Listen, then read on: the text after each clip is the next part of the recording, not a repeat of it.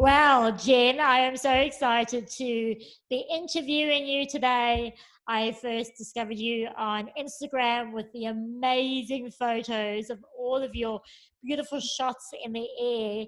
And it's so much fun getting an opportunity to actually interview you. This is the great thing about the virus for me, because I can actually finally get the people Yeah. I want to interview. Well, welcome to the Red Hot Truth. Thank you. Thank you so much. So, look, as I said before, the intention of this podcast is really to dig in deep and to get your truth, so that our audience can take, the gold that you have in your philosophies and implement it into your life, into their lives. So, with your permission, I'm going to dig and scratch and get in there, and I don't mind if it gets messy. But yeah, let's just show your truth, and I'm very excited also for me to learn, because I've promised myself that with every guest I interview, I'm going to take something from that interview to implement in my own life. So personally, I'm very excited to interview you. Oh, thank So, you. first of all, please tell us, who is Jen? Tell me everything about you. Oh, everything. That's a long. We don't have enough time. No. So kind of the. I know you were like just cut half screen here, but so I was born without legs. Left in the hospital, put up for adoption, lived in a foster home for the first 3 months, and then was adopted to an amazing family in the middle of nowhere in Illinois, which is in the middle of the U.S. Small farm, cornfields, cows, nothing too exciting going on. And so that's basically kind of like you know, the highlights or whatever in the beginning of my life. And of course, there's so much just in that part of my life. I mean, that's an hour or two at least. Sometimes I think, how can so much happen in one life? Like one life. I'm only 32, and still I feel like I've lived 5 lives. And so basically my parents raised me just, I mean, really truly not as, oh, this is our adopted daughter, or this is our daughter with no legs, or nothing like that. It was just, this is Jen, this is our daughter. Yeah, of course you can do whatever you want to do. I mean, you might have to do it differently, but there's no excuses, period. And that was it. And lots of laughter, lots of joking around, and that kind of joy and stuff like that. So, and a lot of like inner grit, we would say, strength. Yeah. Did you have any siblings? Did you have any brothers I and did. sisters? Yeah. Yes, I grew up with 3 older brothers. 3 older brothers. Oh my goodness. Yes. Yeah. Oh yeah. That would have been fun, because I've got an older brother, and I remember how much we used to rough and tumble when we were growing up. Yep. It's good. I think especially for a girl, I think it's really good to kind of balance out. Did you ever ask your parents what made them adopt you? Yeah. So I asked them, I'm like, I asked my mom, I'm like, did you guys ever talk about adoption, like when you got married? And she said, no, we never did. And I said, well, then, I mean, so you just automatically agreed to adopt, or thought of it? Or, I mean, what do you? And so my mom always wanted a baby girl, and she had 3 boys, and then she had to have a hysterectomy. She couldn't have kids anymore. But she said, I just knew I was supposed to have 4 kids, and I knew that I was supposed to have a baby girl. And she prayed and prayed and believed and had faith, but for 10 years, which is like crazy. So there's a 10-year, about 9.5, 10-year gap between my youngest I guess the youngest of my 3 brothers and myself. Yeah. And then one day she heard about a baby girl born with no legs, put up for adoption. Her friend had told her about me. She was also looking to adopt. And it was like a light bulb just boom went off. And my mom was just kind of like, yep, that's mine. I'll take her, you know? It was just kind of like that. Yeah, crazy. Never Oh, even saw a picture. oh wow, it's amazing. Yeah. It's such a great story. And well, we might as well cover it now because I was going to cover it a little bit later. No, let me leave it for later because I think I want to dig into some more stuff before I go there.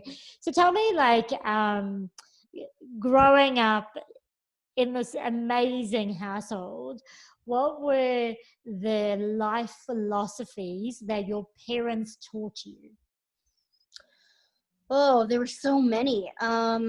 Well, I guess first, right off the bat, it would be that they said, you know, God made you this way. You weren't an accident, and there's a reason why you don't have legs. You know, so that I think, boom, right there lays the foundation. And you could say like, okay, I mean that's sweet that they told you that, you know, because it's just some nice way of coping with or dealing with the fact that you don't have legs, or it sounds cheesy or something like this. But the reason why it's not is because they really believed it. And I mean, so they put their money where their mouth was. They really truly believed that, and it showed in their actions. And that is what spoke. That's what affected me so much. I didn't realize this, of course, as a kid. Now, after being a speaker for so many years and talking, dissecting your own life and talking about it so much, I've learned so much, you know, and I realized looking back. And so that, because they believed that, and it showed so much in all their actions, meaning when I went to them and said, I want to play softball, basketball, volleyball, all against able-bodied athletes. You know, there was this wasn't like a Paralympic or wheelchair sport, or there was nothing like that where I grew up. I didn't even know anybody who was disabled or whatever you want to call it. I didn't even know anyone like that. And I certainly didn't think of myself as one of them either. So, because no one treated me that way. So that's the very interesting, you know, part. And very strong morals, strong work ethic, you know, no laziness allowed, or no excuses allowed, and things like that. So just very strong, and being consistent, you know, like being consistent. If your yes be your yes, your no be your no, these kind of things. And yeah, and I think the biggest thing though was just them, like, it wasn't that they just tolerated or tried to accept. It was like they just totally loved me. And and further than that, we're like, you're so little and you're so adorable. And so then I felt super cute. And I was like, yes, I'm so happy that I'm little. Oh my gosh, I love it. You know? And it's just so funny what, you know, I say that we have a choice as people to speak life into someone or speak death into someone, you know, with our words, with our actions. And I'm certainly a product of someone speaking life into me, of many someone's speaking life into me. And that motivates me to do the same, you know, now that I'm an adult, to just speak life into people. And that can be through so many different ways. You know, my parents could have been very discouraging speaking death, right, as a kid, when I said, oh, I want to do all of these things. And, you know, even power tumbling. What is power tumbling? Power tumbling is the flipping and the twisting. And so it's like that section of gymnastics, but not all of the events. Yeah, no beam, no bars, you know? And even these things, it's like they would have had every justifiable reason to say, well, how are you going to do that? Or I don't know if you can do that. No one like you has ever done this before, like ever, anywhere. But they were just like, yeah, okay. I mean, if you want to do it, then you'll figure it out, you know? Yeah. And so that to me is one of the biggest examples of just speaking life rather than speaking death, you know, and that's a choice that we all have. Yeah, I love that. And it sounds to me like they were very sound and congruent people with themselves. So, Yeah. you know, they didn't instill their own fears and their own limitations on you. They were just openly and honestly encouraging you. And that's not to say that they didn't necessarily have concerns of you doing it and thinking, oh my God, like she's going to Right. take herself out. but just not even, maybe they didn't, but I'm sure they did have concerns, but not sharing those with you. And really, that is such conscious parenting.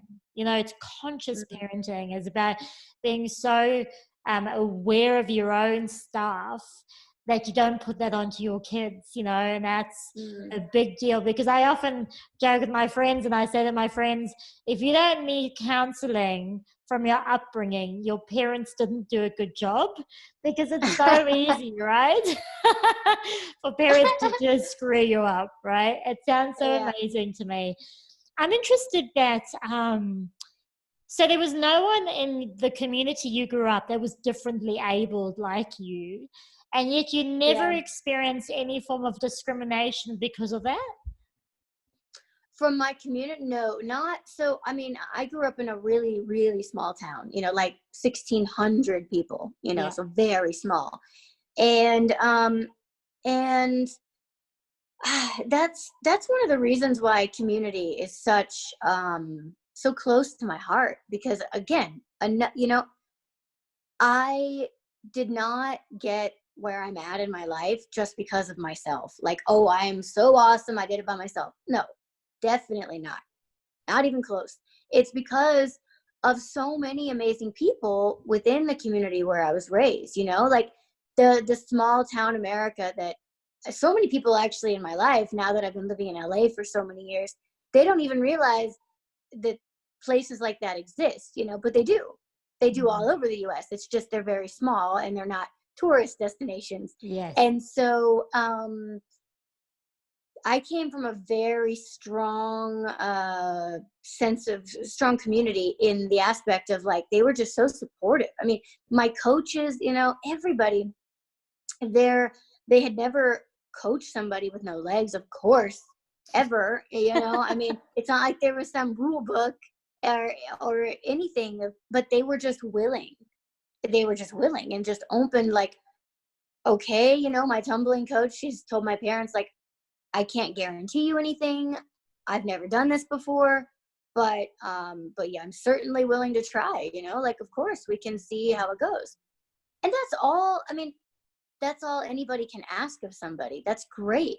Just being willing and open. And so within my community, I have to say, I mean, there was like one time when I was younger, in like kindergarten, young, and there was a girl in my school, and she was really angry with, like, everybody, and she had a really hard childhood too. Yeah. And one time she, like, pushed me out of my wheelchair when we were playing outside. And then, like, all hell breaks loose and everyone, like, attacks her, defending me. Yeah. So it was crazy. And I was so, like, just to show you of how the environment was where I was raised and went to school, I, like, didn't even grasp or connect anything. I was like, why would she do that? Like, I don't even, why would she do that? That's so, what's, and then, like, I had compassion for her, because my mom, was just like, she saw that she was from a very rough upbringing, she had a really hard environment at home. Yeah. And so my mom told me that, even though I was so young, she just was like, you don't know what's going on at her home, and it's probably not easy and all of that. And so that's really the only thing in school that I can remember, along those lines. Amazing. I just love that so much. And I love that philosophy as well of, how about we just give it a go and then see how it works out? And it's just a really good life philosophy to have, because I feel in a world now where there's instant gratification, and not only that, I think there's just so much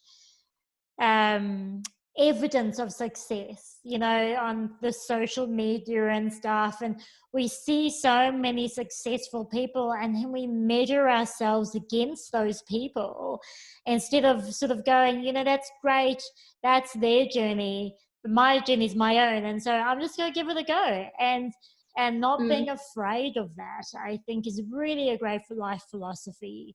I mean, unless you give it a go, how do you really know? That's how you really know, right? Yeah.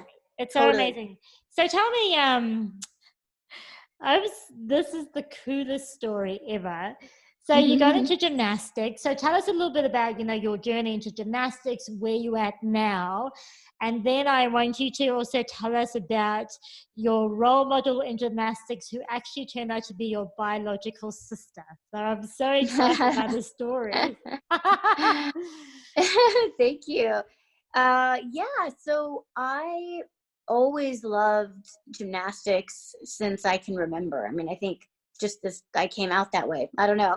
And so I was always drawn to it and watched it on TV and, started beginner classes in first grade, so 5 or 6 years old. And then through watching gymnastics on TV, I saw this girl, Dominique Moceanu, and she was competing on the USA team and for the Olympics. But I knew that her her family was like biologically blood Romanian. And so, actually, my parents told me that about my biological family. They had adoption papers, and they said that my biological family was from Romania. And I always thought that was so cool. I don't know, because nobody, there's like nobody from anywhere else where I grew up, so it was just really cool. Yeah. And I had like super dark black hair and big dark eyes, and I was really tan in the summer, and so it was just different than everybody in that way. And so it was cool. And so I saw her and I saw that she was Romanian and we looked so much alike. And I was like, just drawn to her. As a kid, that was so cool, especially as being adopted where no one really looks like you. And even more so where I'm from, definitely nobody looks like me. So, yeah. What do they look like? Not like you. Not like me, not with because it's just like more, in a city, you're like, yeah, whatever, it's normal. But growing like in a super small town, just being like certain features, like the Eastern European features, are like the dark hair and the dark skin, and it stands out when it's just a totally different features and looks. And yeah, it's interesting. I didn't realize that so much as a kid but I noticed it from the aspect of because in school you do like the biology projects and the traits from your parents and things, and when you're adopted, yes, you can't really do those things, right? Yeah. So I noticed it there. But anyway, so I was drawn to Dominique, and for all those reasons, and I even verbally told my parents, oh my gosh, we look so much alike, what if we were related? I mean, as a kid, I said that, really said that, but I didn't think it was true. I just said that, Yeah. And so then I had started competing, as I was longer in tumbling, I started competing. And so I was the first person like myself with no legs to ever compete in power tumbling. And I was moving up, and along, and I won a state championship one year in my division, and then went on to compete in Junior Olympics, which is the whole of the United States. That's a lot of people. Wow. And got 4th place actually all around in my division. Amazing. That's actually pretty awesome for the amount of people that were competing. So yeah, it was, that's kind of when TV and media started happening in my life. So news channels and articles that started regionally, then grew and grew, and ended up going to Germany when I was 12 on a talk show, and crazy, New York City. So that's kind of, people don't realize that because they just know all the stuff that's been happening in my adult life, but it actually started years and years ago. Amazing, yeah. And yeah. So how did you find out she was your sister? Yep. So I was almost 16, and my friend was also adopted, and I don't even remember how, but somehow she found out at that time what her biological last name would have been. And up until that point, I never had any cares, didn't have any curiosities. I felt like I knew enough that I needed to know about my biological family. I knew that I was adopted. I knew that they were from Romania. I knew that they probably gave me up for adoption because I didn't have legs, but they grew up in a communism mindset, and it's just totally different situation, and so didn't really have questions that needed to be answered, I suppose. But when my friend told me that about finding out, I don't know, some light bulb went off, and I thought, I wonder what my biological last name would have been. I don't know, just out of boom, nowhere. And then I went home and asked my mom if there was anything she hadn't told me or that she knew about my biological family. And that right there is really weird that I asked her that. Why would I even think that there was something she hadn't told me when they had only ever been totally open and honest from the get-go? Yeah. And so I think that thought was placed, the thought was placed in my mind for a reason, to go home and ask that question, because it just doesn't add up. It's not in alignment with anything else. Yes. And then she said, well, when I asked her, yeah, actually there is. And I'm like, what? What do you mean? I was like, you weren't supposed to say anything. No, there was no yes. What do you mean yes? What do you mean you know? How do you know something? And then she goes and gets this huge, those like big yellow envelopes, that you can put a lot of papers in. Yes. Lays it on the table, and she's like, well, you're never going to believe this, but your biological last name would have been Mochianu. And I was like, what? Because I automatically knew what it meant. There was like not so many people running around with that last name. And I knew that then Dominique Mochianu was my biological sister. And I was connected to her or drawn to her since I was a kid. And I was like, how does that happen in a person's life? What is this, like a movie? I mean, amazing. Yeah. So that was crazy. So did you meet up with her personally? Have you caught up with her personally? Well, since then, yes. So that was when I was 16. And then it was a long 4-year journey of failed attempts, that I was going to try to meet up with her. And in that process, I found out that I had another sister, and they grew up together. Her name is Christina. Christina is just a year and 10 months younger than me. Dominique is 6 years older than me. Okay. And so 4 years later, we all finally meet in 2008, in May of 2008. And it was like surreal, but normal somehow. It like at the same time, it was weird. So it was like crazy. So my brain knows that it was absolutely like how does this kind of happen? Yes. Sort of thing. But then the DNA, we looked so much alike. We all sounded so, especially my younger sister and I, we look like twins. We sound like twins. We had the same mannerisms. We liked the same foods. Crazy stuff. So it just, that makes sense somehow, because it just, it's crazy. Yeah. I love that story. I mean, as you said, what are the chances? It's such a cool story, right? Honestly, what are the chances? Like I say, one in never. Yeah, I love that. I mean, that is just the best story. I love it so much. And when I read that, I thought, what? Yeah. So me great. Too. I just, so another super exciting thing, which I'm so excited about. Now, I interviewed Erin Myers last week about celebrity and celebrity gossip, and how pop culture influences how we see ourselves, kind of thing, and she had this obsession with Britney Spears. She just loves Britney, and I was laughing because you were on Britney Spears Circle Tour in 2009, which is so serendipitous.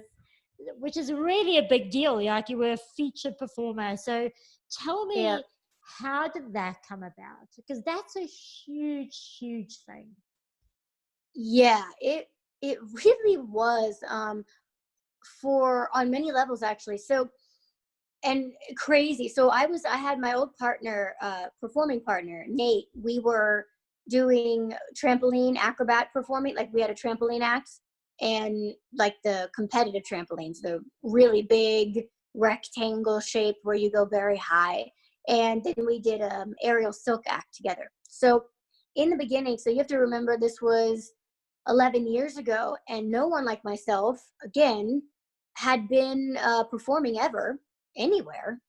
We looked, as an aerialist or an acrobat. Aerialist is anything in the air with the silks or anything like that. So that people were so afraid of me performing, of what an audience would think. Yeah. Would it make them uncomfortable? How would they react? I mean, this has never been seen before. They just didn't really know what to do with me. They were intrigued, but then like afraid or confused, or people would see videos of me on trampoline and they would think that it was CGI. Like, they're like, that's not real. Right. The brain, Yeah. the brain couldn't process. So this led to everybody just saying, no, we can't hire you. We don't want to hire you. We don't want to take the risk, whatever. So all the closed doors. And then my partner had gotten a spot to perform a couple different acts within the Britney Spears tour. So he got on the tour, and it was always kind of his goal to get me on the tour also, or our goal, because we had this unbelievable trampoline act. I mean, just like never been seen before. Nothing had ever been done like that before. And it was really high level, very difficult to perform, actually. And the skills were just insane. So we met. The joke was that I was on tour before I was on tour. So I knew everybody. I knew all the performers. I knew the management, everyone. And then so it was a year-long tour. They did 2 North American tours, 1 European leg, and an Australian leg of the tour. And with, month or 2 breaks in between, of course. And so the first North American leg had happened, the European leg had happened. So they're about halfway through, and they were gearing up to go to Australia. To start the second North American leg and then finishing in Australia. So we met there were 3 guys. They ran the whole tour. We had a meeting with them. We showed them by video our act, and I was hired. I mean, it was like, though it doesn't happen that way, but it happened. Yeah. And we were prepared. We were ready to go. We were training for a month before, as if they already had told us we were going to be on a tour. Yeah. So that was a big reason, because we were just ready. We had all the questions answered. We had everything figured out, how it was going to work. We were ready. And then boom, I mean, I went on, started when the second North American part had started, and then went to also Australia and spent a month and a half there touring all around. And we were featured. So meaning, like, we weren't just performing on stage when somebody else was performing on stage. We were like, all eyes on us. And also, if you make a mistake, that was the beginning of my career. I was thrown into the highest grossing tour in the world. And I was just like a little over a year into performing, period, into the industry. I mean, it was so extreme and so like, wow, either I fail and my career is over before it started, or I rise to the occasion and then it changes everything. Thankfully, it changed everything. After that, sometimes we had 20,000 people in one audience live. I mean, that feel of that many people is like, it's over. Oh, it's incredible. And a lot of pressure also, though. Wow. And a lot of pressure. And so it made me, I came out, I did like 40 shows or 41 shows all together with her. And after that, I walked away from that and I was like, wow. I mean, I can do anything now. Now I can literally, there will never be anything as intimidating as that ever again in my life. I can do anything. You can put me in, my music can stop, this can fail, all that, whatever, doesn't matter. It really, like, it made me, it grew my confidence in a way that was like, as a performer, Yeah. because when you're pushed so far, such extreme pressure, then, you're either going to crack or you're going to go. So thankfully I didn't crack. I mean, I was very overwhelmed, don't get me wrong, many times. And it was just part of my plan for my life, or the plan that was for my life, part of my destiny, because without that, then all the doors opened. So then everybody it went from everybody being afraid to hire me to everybody around the world wanting to hire me. So it really changed. And yeah, that's what it took. So it was really impressive. Yeah. Yeah, and I love that story. So what I'm really taking away from that story is, once again, as you said, it's working with someone. So your partner was like, I want you to be with me, and just having that someone believe in you. Because as you said, I watched the movie The Greatest Showman. I don't know if you've seen it with Hugh Jackman. Of course. I just Definitely saw seen it. I've totally fallen in love with it. But there is a perfect scene where he gets all the freaks in, and and it's all entertainment value, but people aren't quite sure how to take that, and especially in a time like that, even 11 years ago. I mean, people who are differently abled were seen in a different light to what they are now. I mean, it's so progressive where we've gone. But first of all, you've got someone on your side, and secondly, what you just said was, we believed it was already done. We were ready. We were ready. And I know that that's a really good, not only psychological strategy, but, it's spiritual strategy, is like, believe it's done and just work towards it, and it will come true. And that was exactly what it was proven to you. It's almost like visualization, isn't it? Like, I'm visualizing it's coming, and it does come true. And you're a perfect example of that. And I totally get the pressure. And now, let me not, I no way can say I was in front of 20,000 people, right? But I do a bit of dancing, and I love dancing. And then when I do, sometimes when I'm part of a dance routine, like the dance school puts on a little thing.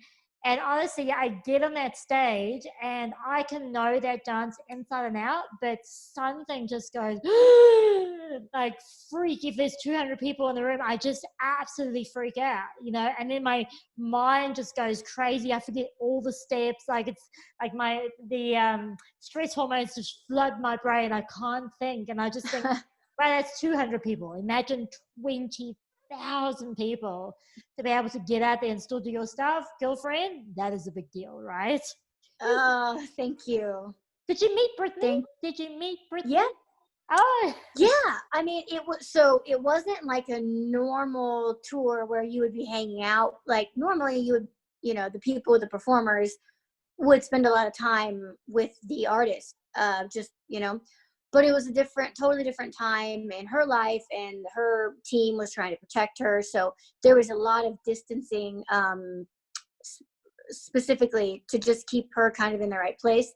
But I did meet her like just twice, I think. Just talked to her. She bounced on the trampoline a couple times, and Nate was trying to teach her some stuff. And she told us like that she would just kind of watched us one day, and she was like, wow, like she loved our act, and things like that. And her kids were really young at the time, and they were on tour sometimes with her mom, and her mom is a sweetheart. And so it was, we saw her every day, of course, but it wasn't like I'm sitting there chatting up with her every day. And it wasn't like that. Yeah. No. Yeah. What's up? No. What's up, sister? Yeah. And we were also discussing that in the last interview, how, Britney Spears was really the first celebrity to invite America into a house with reality TV, and how, the American public really ripped her to shreds, and, her mental health really suffered. And we were just talking about that exact instance with Britney Spears, and even to this day, she's still really recovering from that mental health. Her looking after mental health. So I totally acknowledge what you're saying. And Yeah. So good old Brittany, we love you. Thank you, Brittany. Yes.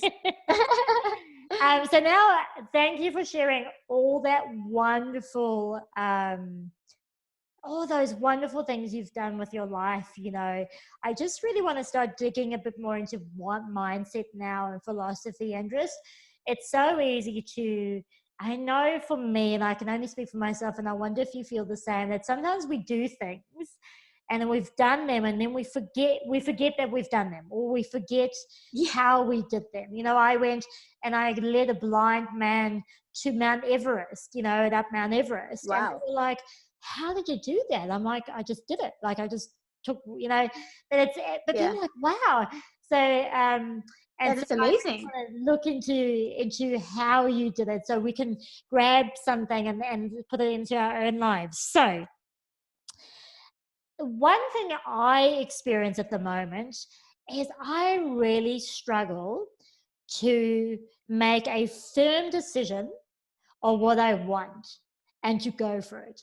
Because what I find is I get so distracted, like shiny objects everywhere. So I have this grand vision and I'm like, yes, this is what I want to go and achieve. And then all of a sudden, I see something else that's interesting and I get pulled this way and this way and this way, which is not working for me. And I know that I would imagine that you are quite clear on your decisions and you go for it. So can you tell us how you do that? Like, what's your process of going from decision to action to result?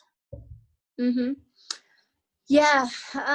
Well, so when I first moved to LA over 9 years ago, my now and for many years my trainer, just a personal trainer in fitness, he gave me some great advice. He said, in this industry, especially in this industry, you're going to be flooded with opportunity. It's almost like an overflow, too much opportunity. And people do exactly what you just said. So especially in LA, you can be busy 24/7, yet actually going nowhere, never moving, you're constantly busy, but you're not making choices that are leading, anywhere. So he said, where do you want to be in 10 years? And then every decision that comes in from now to then, and of course, it's never going to be what you think it is. It's always going to go in different ways. But if you know where you want to go in 10 years, it's much easier to say a yes or a no when the opportunities come in. Is it in alignment with that or not? If it's not, then just no and keep moving. It's a way to keep moving forward. So that was one thing. That was really good advice, actually. And learning to say no is it's really hard for a lot of people. For me, it was a little different because there were things, because I didn't have legs, because I was in the entertainment industry, there were certain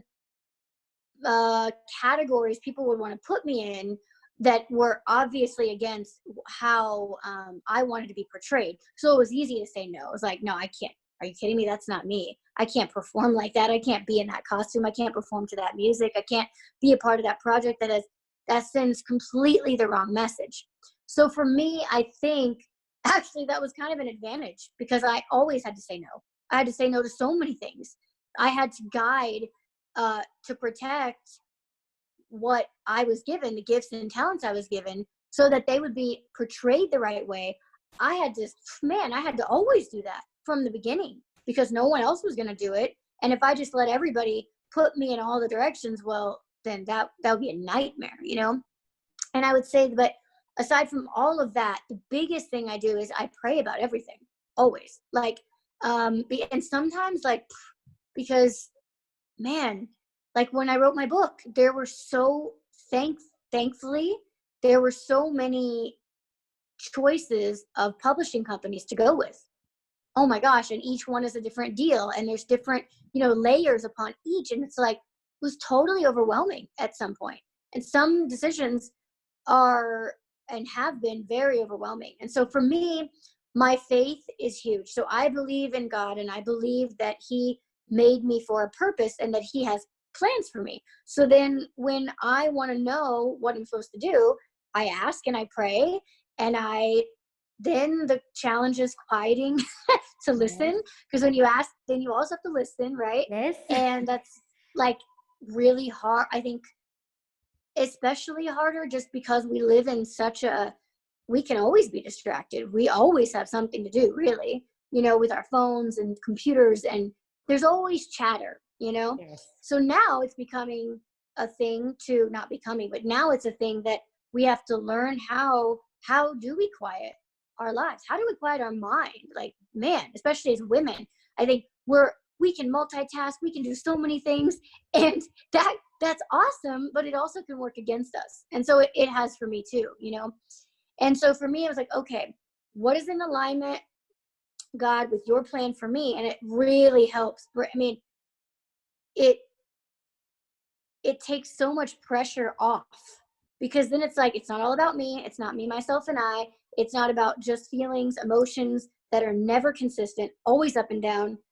Huge thing that was a huge thing in my life too, emotions and all that. Oh, really? And Oh, yeah, the famous emotional roller coaster, right? I know that well.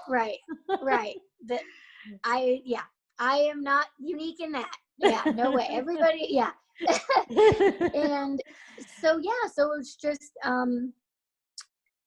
praying for that and saying, okay, God, like, what do you have me here for a reason? You have a plan for me.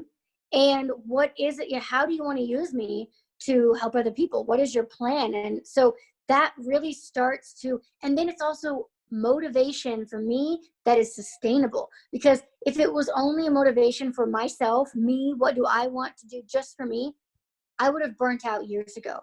It just isn't motivating. It's not a motivation that would have lasted and sustained for me. But seeing it from a way that, oh, there's a plan for me to help other people, that it's not all about me. Well, then there's freedom. Like, then there's so much freedom in that, because it's not, the weight of the world is not on you anymore. And I felt like that most of my life, like, wow, I was given such an amazing life, and there's a lot of responsibility with that, if you choose to take it that way, which I certainly did, and I wanted to do good with it. And then when you make it for other people, then it's like, man, this is great. Now it is not all about me. Thank God it's not all about me, because it's too much. It's just like, yes, my face is on the cover of the book. Yes, I get it. But it's that he can work through me to then reach all these other people. And to me, that's exciting. That's like, that gets me out of bed. That keeps me motivated for all of these years, not for a day or for a month or for a really high, but like consistently, and that is like, I need that. Oh, and I love that so much, because we do live in a very me society. What can I make? Also, with building a personal brand, and it's all about us. And I love that. I love that. How can I call it the universe, you call it God, but how can the universe work through me, and how can I be a tool to help others and inspire others? And I feel that relief too, because equally I feel quite a heavy burden on myself as well, like a huge responsibility to show up in this world. And I'm very hard on myself. And then I think this is what happens, is that because I feel I want to achieve so much, and there's this big vision that I have, I just sometimes overwhelm myself, and then I just lose faith, and then I just crumble, and then that's when I get distracted, and so it's, and definitely the stillness. So I've taken my meditation practice really seriously now. Like, I'm like, I do need to sit now and still the mind. Like, there's no two ways about it. I'm not going back on that, because I have these aspirations to achieve what I want to achieve. I need to listen, because the path will be shown to me. But it's that discipline of listening, which is massive for me. It's definitely a discipline. Yeah. It doesn't come naturally for us, it's something you have to really work towards, I think. Yeah. Yeah, I love that. Thank you for sharing. I wonder then also, was there ever a time in your life where things weren't going that well? You're in the entertainment industry, and I know I interviewed Amanda LeCount. Now, Amanda LeCount is a young 19-year-old woman, and she's an overweight young lady, and she's hitting it big in the dance industry, and she's like Mm-hmm. breaking stereotypes, right? And so everyone, even on the red carpet, she was told, oh, well, babe, you're never going to make it unless you lose weight, right? And she's like, no, this is who Yeah. I am. And she is smashing it out, just being in the Katy Perry in the music video and really moving forward on that. But the pressure of her to look a certain way and to be a certain way is huge. And I wondered if you experienced anything like that yourself. Yeah, definitely. When I was, it was my mid-20s, so I guess 25, 26, somewhere around there, 24, 25. I had met my trainer and things were going great, and I'm not fat by any means, but I wanted to, I didn't like how I looked on camera. And I knew that the whole sister story was going to go everywhere and go crazy that following year. So I wanted to get in shape. I wanted to look like I looked from any normal standard. I looked great, but I wanted to go like 5,000 levels above great. You know what I mean? So I'm like you. It's like I always just wanted to be the best, you know? And so I did. I got there. I lost all the weight. I got super thin, then kept going, too thin. And then it was like my whole life was based around not being tempted to eat, not going to dinner parties, not meeting people at restaurants, just meeting at cafes so I wouldn't be tempted. I could just have my green tea, and all this stuff. And then I was just miserable. I was thin, I did it, but I was miserable. And the irony is that when I was at my thinnest is when I was tearing myself apart the most. It's like, and I didn't see it. It was like a body dysmorphia, going on. Like I look in the mirror and I'm like staring in the mirror forever, ripping myself apart. And I'm thinner than I've ever been. Like I could not have been any thinner, literally. And so, and I'm also a very petite person anyway. So it was just super, super, super small. And that was a very, very, very low, dark, just trapped in your own. It didn't matter if every single person on the face of the earth told me that I was gorgeous. Didn't matter. That was the thing, is that it wasn't about, it was like my own thing I was trapped in. So that was like, and then I took action steps, like I realized I just couldn't get out of staring at myself, ripping myself apart in the mirror. So I like covered floor that had a huge floor to ceiling mirror and the sliding ones in a closet. And I just covered it all, like with whatever I could find in my room. And it was one of the most beautiful things ever that happened after that. I was literally just like, okay, what can I tape on this mirror to cover it up?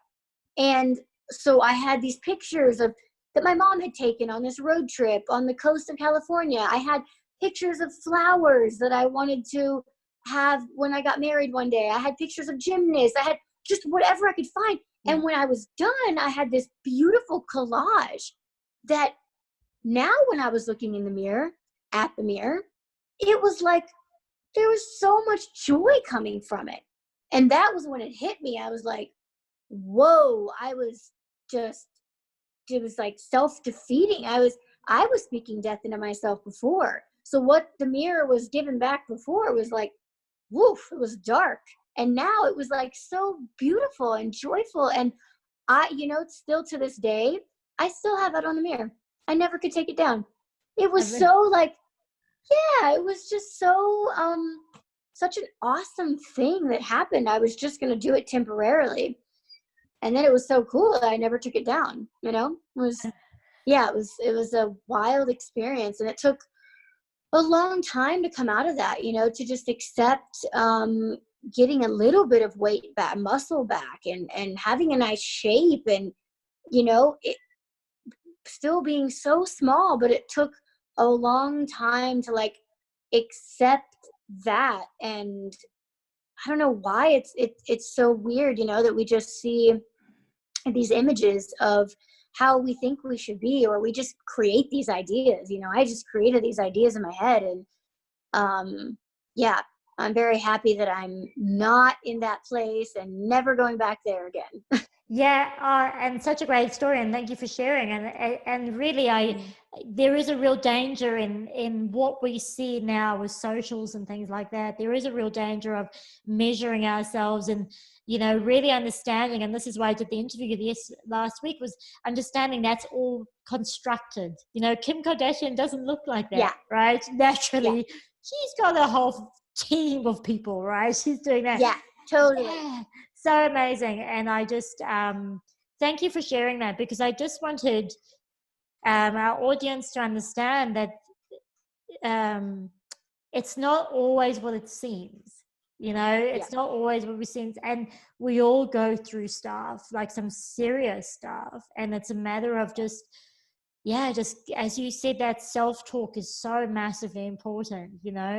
Talking from a place of love and really being vigilant with that. And I just think for all of us to do that, as you said right in the beginning, for each other, talk life into each other, right? And as you said, the world is a mirror to our inside. Like, it's just like if you look around, and if you don't like what you see, start looking what's inside you, because you see what you see from your perception.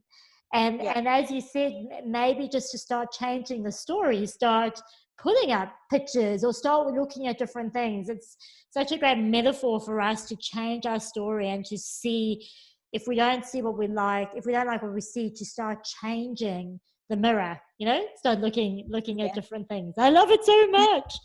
Thank you. I also just wanted to ask you about community. The one thing I've found it so difficult for myself is to build my tribe, to surround myself with passionate and conscious women like myself. I find that so difficult. I'm finding because of the personality I choose to be, or the person I choose to be, I really like change. I like moving. I like, I get bored very, very quickly with people. And so, but yet I feel lonely often, because I want that community. I want that friendship, that support system. And and of course that's been echoed by other people, because like attracts like. How can we attract the community? How have you done that in your life that we can learn from you? Well, I I feel very fortunate, actually. I kind of have pockets of people all over the world, basically, just from traveling so much. From having gigs in different countries, and being able to really be blessed by other people and their love and their kindness and their support. And just, man, so many people have given so much love to me. And that of course makes you want to just give even more back. But so for me, I think I've found people in a lot, like very organically. Maybe that's probably why I never did online dating either, because I was always like, I'll just meet somebody, and that's what happened. But so I've met people through church groups, community groups, through church, cafes, coffee shops, airports, on a plane. Really, like, I've kind of pulled in not me pulled in people, but just met people from literally every different walk of life. At the gym, a lot of people I met at my gym. I would say a lot of people I met through working out. So how do you stay in touch with all those people? Because like you, I meet a lot of people traveling, and how do you stay in touch with them and sort of build that supportive community around you? Yeah, well, that's like, that was always something that I put time into. I found it very valuable, the people and the friendships that I had made. So every time I would be traveling to a city or another country, I would look through my phone, look through Facebook. Okay, who do I know that lives there? And I would send them a message. I really tried to stay on top of that, so that I could always nurture the friendships and meet up with, hey, I'm going to be in England, or hey, I'm going to be in New York, or hey, whatever. And tried to, like, weeks in advance. And then I would have a whole schedule of meeting them. I would organize a whole, and sometimes, like, I would have two at the same time, and then they could meet each other also. And that was my favorite, when my friends became friends. Oh my gosh, that was the best. And then birthday parties. I started having like these huge, my 30th birthday is kind of when it started. And so many people came to this party, and everybody was like, oh my gosh, you have the best people in your life. And everybody was from totally somewhere different. And everybody was like saying the same thing afterward. And then people became friends with my friends. And I loved that. Connections happen, and some people ended up working together. Some people ended up, whatever, becoming friends. And so it takes effort. I mean, but I know what you mean, because I've felt like that before, especially when I moved to a new city or something. It was like, how am I going to meet people? And I felt lonely, and I also don't have the normal life either. So, hard to relate, maybe people to relate to me, but yeah, so I get it, but I think it just takes a little more effort, to stay in touch with people. And if you value that, then you'll put your time and energy into that. Yeah, I love that. And I heard you say in a different interview when I was doing my homework, and you said, how badly do you want it? And it was Yeah. so interesting, because I was thinking to myself, Petra, you've been telling yourself this story for years now. And, I put the effort in, and then I feel the effort's not reciprocated. And then I Yep. get all suki lala, and I get all like victim-y, sulky. And I'm like, well, no one loves me. Why am I putting all the effort in? And then I feel very sorry for myself. And then I withdraw, and so then, Yes. but when I heard you say, how badly do you want it? I thought, if this is really that important to you, Petra, you will continue to put in that effort, and you will continue to open your heart, and eventually you will find the people that will open their heart too. But it's really about reminding myself how important it is to me, and not doing things with the intention of getting back, but doing it with the intention of just spreading love. And I'm Right. working on that at the moment, because I I go through cycles. I understand, and I have too. I got discouraged too, exactly the same. I'm putting in more effort than everybody else. They don't deserve it. The whole thing. I get it. All the emotions. Yep. And I understand. But yeah, you're right. Like, you just, the perseverance and the how bad do you want it kind of thing. Yeah, I think that's true. Yeah, it's such a beautiful thing. So I've just got a couple more questions. I'm really interested in money and following your dreams. So I feel is when we don't talk about money a lot. And so what happens, what I see in the business world, and I suppose in the personal development world, which is the world I play in, is there's this theory that throw caution to the wind and go all in on your dreams. And then I made a big mistake personally when I went and I started my own life coaching consultancy, and I didn't know anything about business, and I gave up my job, and I had a pocket full of passion, and eventually the pocket full of passion disappeared because the money disappeared, right? Yeah. And so I wonder how I suppose now it's different for you, because you've made a name for yourself, and that's really great. But in the early days, was there ever a time where you had to do like a job while you were building your acrobatic career, or did you ever have issues with money, and how did you deal with that while following your dream? Yeah, in the very beginning, I was working at Disney World, just as a normal, regular employee in Florida, in Orlando. And because I wasn't, I was just in the very beginning. I was training, I was getting my body in shape, getting it stamina in shape. And so I would just work there. And then when I had a gig here and there, go and perform. And then it started to get more and more. And then I went on tour with Britney Spears. So the great thing that Disney is that you could be super flexible. So you could just work part-time or seasonal or whatever. It's designed for people that are always kind of rotating in and out. Oh, that's like the system. So it was perfect. Then when I moved to LA, that was a different story and really struggled. I moved to LA and had a gig for like 2.5 months. And thankfully I made a lot of money. So I was able to live off of that money for like the next year, because it was like the first time I had really overtly experienced discrimination as an adult. And I still didn't even, like, my mind doesn't even automatically go there. Yeah. I'm not the person that plays that card lightly. I never play that card, first of all. But this was like actually just what it was, you know? And so nobody wanted to hire me. I mean, I'm like overqualified for every job. And that's not being cocky. It's just I'm good with people. I can sell anything. I can do whatever, you know? So interview after interview after interview. And it was like, you won't even hire me to work at a clothing store? Like, or give me a break. And then I started realizing what was happening. And I'm like, oh my gosh. And there was like a really big story that I put it in my book, and it was an obvious, like a kind of a blowout of a discrimination thing.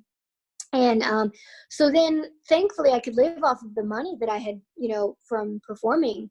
And then eventually got a job at Universal Studios, which is funny. And in guest relations. So you had to solve everybody's problems and talk to everybody, and they complain to you, you know? Yeah. And that, so I had to work there for maybe like a year and a half. And then I started performing so much that I you know, couldn't really keep a normal job anymore.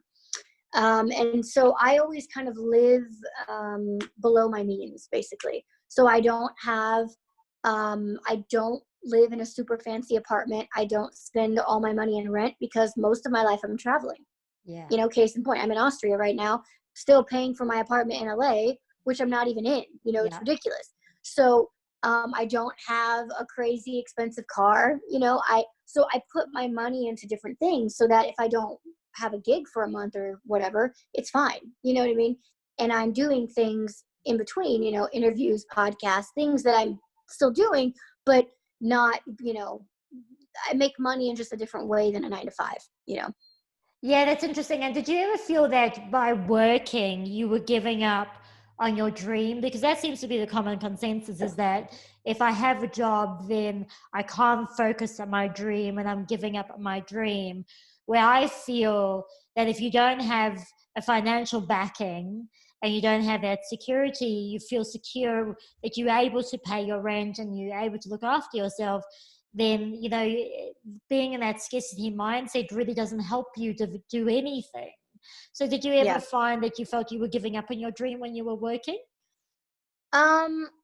No, I didn't, because in LA it's pretty common. I mean, everybody works like 12 jobs, you know, and they go on auditions and they're actors and they're singers and they live with 12 people in a 2-bedroom, you know, so that's pretty, because it's expensive in LA. Yeah. And everybody there is in the industry in some way. So it's pretty common to have a side job, or multiple. Actually, it's more common to have multiple side jobs. So I don't think I felt like I was giving up on my dream. I mean, I didn't like it because I'm not made for that kind of work, that particular job, not just a job in general. But I think it is good. It's important to be good with our finances, you know, and to be responsible with our finances, so that it, you know, it can help, kind of like what you said, it can help further actually your career rather than hinder it. Yeah, no, that's a great message, because I've got a friend at the moment and she's sort of in that stage where, you know, the funds have run out, but she just feels that getting a job is giving up on the dream. And I said, but why don't you just see it as financially supporting the dream instead, you know? And so, just once again, change the story, right? It's such a great thing. Such amazing stuff. So, is there a message you want to give? I mean, I speak particularly to women, but is there a message you want to give to the women out there?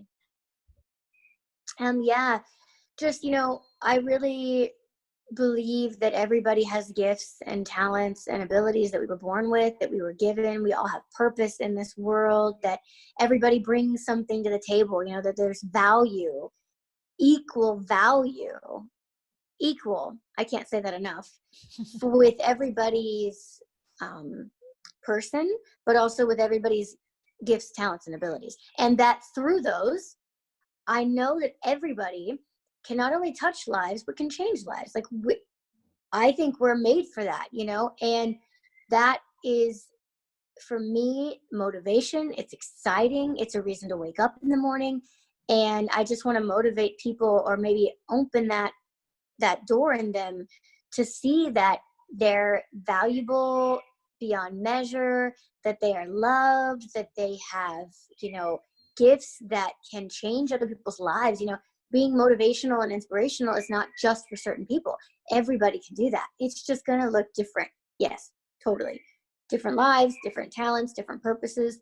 But that should be okay. That should be awesome. More than okay. Yes. You know? And I really believe that. So hopefully that can kind of spark something in someone to, you know that they have so much value in this world, and that they can be game changers like anybody.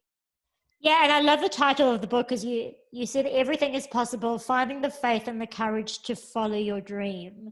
And I love how you don't say anything's possible. You say everything's possible. And I love that title, because really the only limitations we have is the limitations we put on ourselves. So I love that very intentional title. I think that was amazing.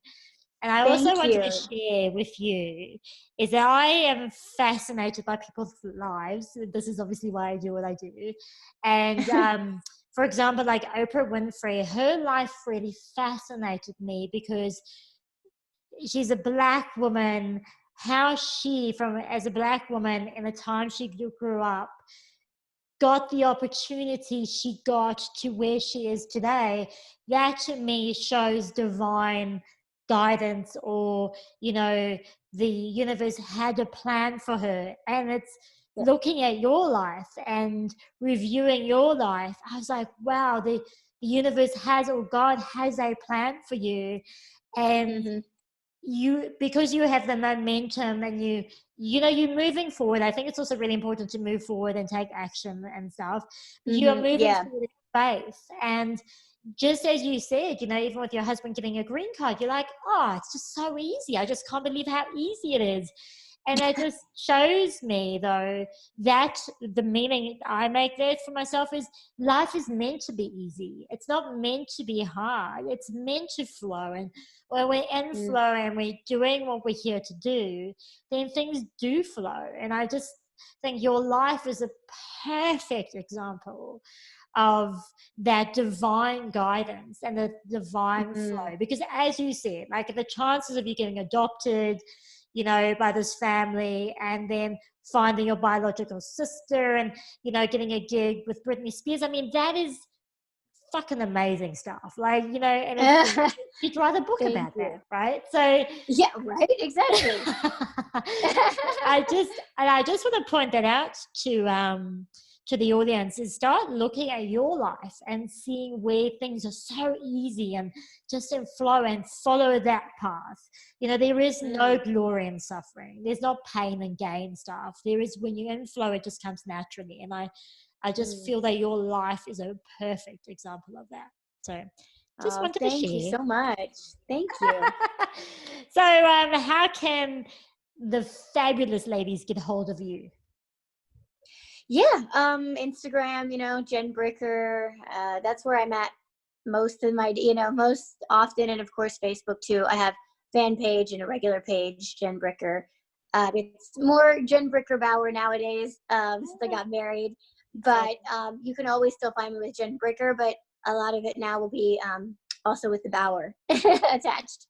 Fabulous. And of course, buy the book, Everything is Possible, Finding the Faith and Courage to Follow Your Dreams. So because this interview happened so quickly, I didn't have a chance to get in and read it, but it's on order, so I'm excited to read it. And my favorite question is, what is your red hot truth, and how are you living it? Well, my red hot truth would be kind of what I touched upon earlier, that my motivation behind everything I do is really to constantly remind myself, to check in with myself, that it's everything I do is for other people. I was put here for a reason, and that through not having legs, actually that, go figure, that has given the platform. And that's the beauty in what I believe is that this was not something ugly or sad, but through not having legs, this was the design, this was the plan that God had for my life, and I've seen it. I see it unfold every day. And so why do I speak? Why did I write a book? Why do I want to make a movie about my life? Why do I, all of it, what is my why for everything, is that people can find hope through whatever I'm saying, through the book, through what you're reading, through watching this interview, is that really the focus is for other people. And I do really hold myself accountable to that every day. Yeah. Wow. Thank you for sharing. And certainly, your life is the example. And I think that's the greatest teacher is through example. It's easy to say the words, but to show the lessons is just so, so massive. And I just want to say to you guys, when you do listen to Jen, and as I always say before any interview, get a pen and paper, write down the things that really resonate with you, and then pick one of those things and then implement that into your life. And please, once again, as Jen and I were saying, is don't just listen to this and go, yes, that's really nice, it's nice for her, but it's not for me. No. Okay, I mean, all of us are here to achieve whatever our design is, and our gifts are. So take these wonderful lessons that Jen has given you and take that and use that. And I'll have to work out which one I'm going to pick, Jen, because there are so many goosebumps in there. I'm like, which one do I pick? Look, I want to thank you. First of all, I want to acknowledge you for leading by example, for using your life to really be in service, and I wanted to acknowledge you for that. I think that's such a wonderful thing to do, so thank you for that. Thank you very much for sharing your wisdom with us, because honestly your truth has been so heartfelt, and I think this is what women really need to hear now, especially in this time of a bit of unrest and no one really knows what's going on, but listening to your truth, I think, would be so amazing. So thank you again for your time today. Thank you very much. I'm very honored. Thank you. All right then, lovely. Well, I'll finish it because I really struggle finishing interviews, so I'll just finish by saying ciao. Okay, perfect. Ciao. Well, that's a wrap, everyone. Thank you for being here with us at the Red Hot Truth podcast. If you loved it as much as we did, please download this episode, share it with your friends, and remember to subscribe. Your time to shine is now. See you next time. Ciao, Bella.